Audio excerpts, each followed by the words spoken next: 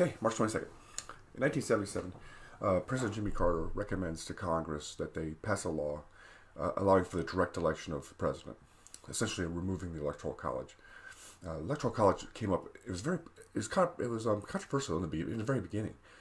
During the Constitutional Convention, James Madison recommended this as a way to compromise. It allowed. There were several things in the compromise. One was the Three-Fifths Clause, which basically stated that the slaves in the South, the population of the South was 40% slaves at the time.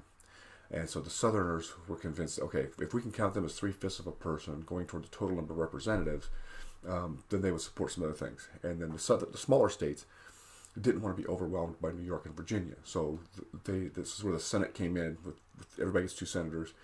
This is also where the Electoral College comes in, because it kind of gives those states a little more power than if it was purely population based. So it's a long history. It's complicated. 5 times the president has won the Electoral College and lost popular vote. Most recently with Donald Trump, and then George W. Bush, Rutherford Hayes.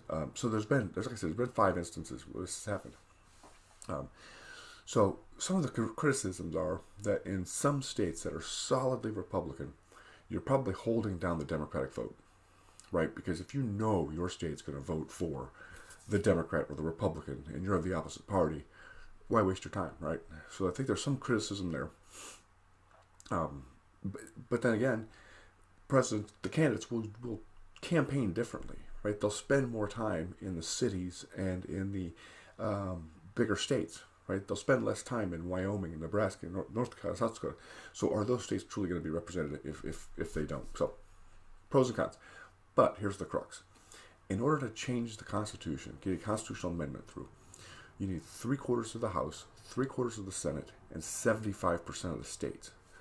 So while it becomes very popular, it's very easy to throw darts at and to throw eggs at it or whatever you want to do. But the possibility of changing the Constitution to get rid of the Electoral College is almost non-existent. So it's just kind of frustrating. People keep talking about it. It's like, well, okay, we can talk about it, but it's probably never going to happen that way. So that's what I have for today. 1977, Jimmy Carter proposes getting rid of the Electoral College. I will see you tomorrow.